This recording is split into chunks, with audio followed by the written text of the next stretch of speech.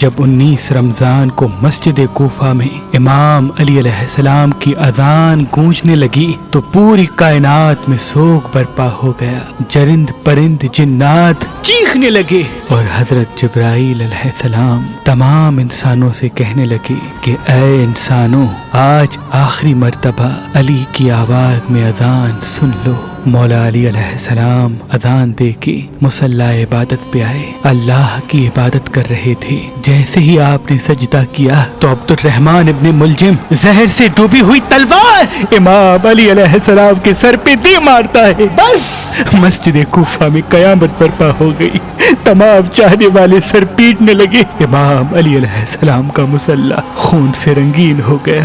آپ کے سر کا خون آپ کے چہرے اور داڑھی پہ آ لگا. کچھ چاہنے والے اس ملعون کو ڈھونڈنے لگے جس نے مولا علی کو ضرب ماری تو کچھ مولا علی علیہ السلام کے سر کا خون صاف کرنے لگے. اتنی دیر میں امام علی علیہ السلام نے فرمایا، اے حسن، یہ نماز فجر کا وقت ہے، پہلے نماز مکمل کرواؤ، اس کے بعد مجھے دیکھنا. امام حسن علیہ السلام نے نماز پڑھائی اور مسجد میں موجود تمام مسلمانوں نے نماز پڑھی. جیسے ہی نماز ختم ہوئی تو عبد الرحمن ابن ملجم جس نے مولا علی علیہ السلام کے سر پہ وار کیا تھا اس کو پکڑ کے امام کی خدمت میں لایا گیا اور کچھ چاہنے والے شہد کا شربت بنا کے پاس لے کے آئے. جیسے ہی امام علی علیہ السلام نے اپنے قاتل کے چہرے پہ خوف دیکھا تو اپنے چاہنے والوں سے فرمانے لگے کہ اس شربت کی مجھے نہیں بلکہ میرے قاتل کو ضرورت ہے. یہ شربت اسے پلا دو اور دیکھو اس نے مجھ پہ ایک وار کیا ہے، اس پہ بھی ایک ہی وار کرنا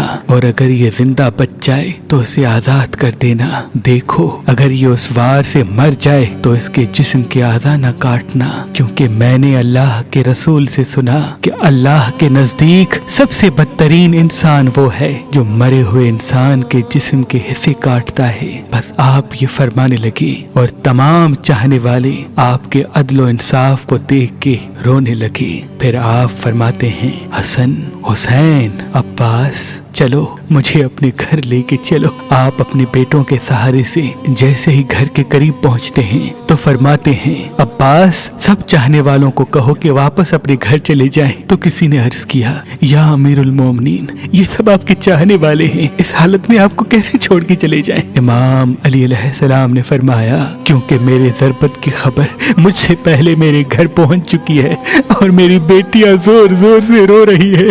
میں نہیں چاہتا کہ میری بیٹیوں کا آواز میرے چاہنے والوں کے کانوں تک پہنچے. بس تمام چاہنے والے وہیں رک گئے اور امام علی علیہ السلام گھر تشریف لاتے ہیں. تمام بیبیاں روتی ہیں، امام علی علیہ السلام کو دیکھ کے فریاد بلند کرتی ہیں اور امام علی علیہ السلام سب کو دلاسا دیتے ہیں کہ مجھ سے میرے بھائی اللہ کے رسول حضرت محمد مصطفیٰ صلی اللہ علیہ وآلہ وسلم پہلے ہی فرما چکے تھے کہ اے علی، میری امت تجھے رمضان کے مہینے میں مسجد میں ضرب مارے گی اور تیرے سر کے خون سے تیری داڑھی سرخ ہو جائے گی. یہ وقت صبر کا ہے. آپ کو بستر پہ لٹایا گیا. تاریخ نے لکھا، جیسے ہی طبیب نے امام علی علیہ السلام کو دیکھا تو وہ چیخ کے رونے لگا اور فرمانے لگا کہ وہ ضرب زہر میں ڈوبی ہوئی تھی اور زہر مولا علی کے پورے جسم میں پھیل چکا ہے.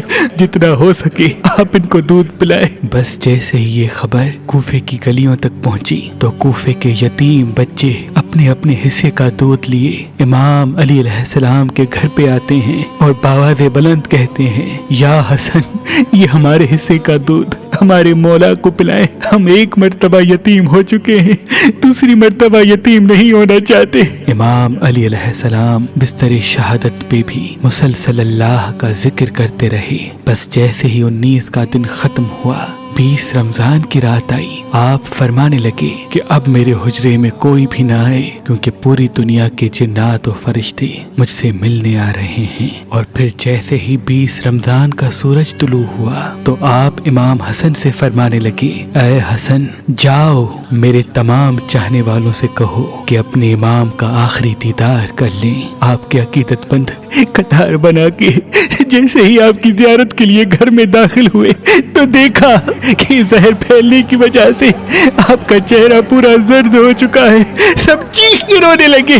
امام علی علیہ السلام فرمانے لگے، پوچھو जो पूछना चाहते हो, क्योंकि मैं अली जमीन के रस्तों से ज्यादा आसमानों के रास्ते जानता हूँ। पूछ लो, जब तुम मुझे अपनी आंखों से नहीं देखोगे तो पछताओगे कि काश कुछ और पूछ लेते। किसी अकीदतमंद ने सवाल किया, किसी ने जवाब लिया, कोई ज़ियारत करता रहा। बस जैसे ही अकीदतमंद जाने लगे, इमाम अली अलैहिस्सलाम ने फरमाया, हसन मेरे पूरे खानदान को मेरे हुजरे में लेके आओ। इमाम अली अलैहिस्सलाम ने वसीयतें की और फरमाया, अब इस खानदान का वारिस मेरा बड़ा बेटा हसन है, जो ये कहे उसे मानना। और इमाम हसन से फरमाने लगे, ऐ हसन, जितना हो सके अपनी ज़बान और किरदार से मोहब्बत और अमन का पैगाम देते रहना।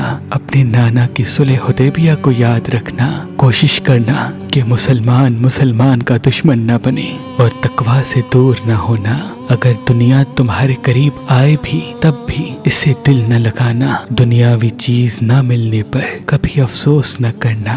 हमेशा हक बात कहना, मजलूम की मदद करते रहना। हसन, हुसैन, जहाँ तक हो सके मेरे इस पैगाम को हर एक तक पहुँचाना कि अपने काम जिम्मेदारी से करते रहें और अपने दरमियान ताल्लुकात को अच्छा बनाए रखें, क्योंकि मैंने तुम्हारे नाना हजरत मोहम्मद मुस्तफ़ा सल्लल्लाहु अलैहि वसल्लम से सुना है कि लोगों के बीच में सुलह करवाना हजारों सालों के रोजा नमाज से बेहतर है।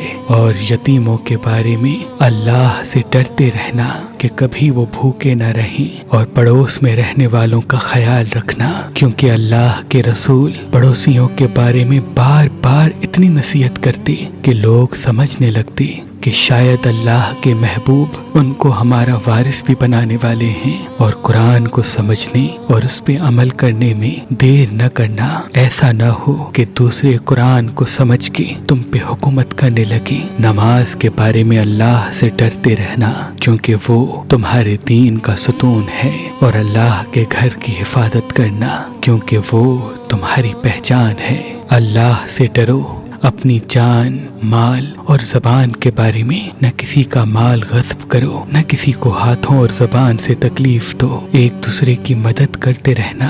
और खबरदार, सब मुसलमान एक दूसरे से जुड़ के जीना, वरना तुम पे वो लोग मुसल्लत हो जाएंगे। अगर तुम फरियाद भी करोगे तब भी तुम्हारी आवाज सुनने वाला कोई न रहेगा। और सारे अब्दुल मुत्तलिब के बेटों को खबरदार कर दो कि अगर इस ज़र्ब से मेरी शहादत हो जाए तो मेरे कातिल को भी सिर्फ एक ही ज़र्ब मारना।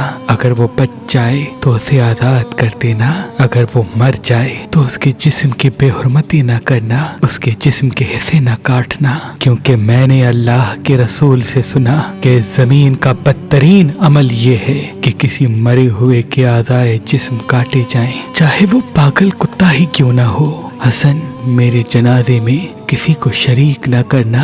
पीछे से हसन और हुसैन तुम उठाना, आगे से जिब्राइल और मीकाइल उठाएंगे और उसको एक ऊँटनी पे रख देना। जहाँ वो ऊँटनी रुकेगी वहाँ मेरी कब्र बनी हुई होगी। और मेरी कब्र का किसी इंसान को न बताना, क्योंकि अल्लाह के दीन के दुश्मन ये चाहेंगे कि मेरी कब्र खोद के मेरे जिस्म की बेहुरमती करें। फिर आप हजरत अब्बास को देख के फरमाने लगे, ऐ अब्बास, तुमको मैंने करबला के लिए अल्लाह से मांगा है। आज से हुसैन तुम्हारा आका है, इनकी गुलाम बन के जीना। फिर इमाम हुसैन को देखा और रो के फरमाने लगे, ऐ हुसैन, तेरी शहादत की खबर तेरे नाना ने तेरी आमद के वक्त ही सुना दी थी।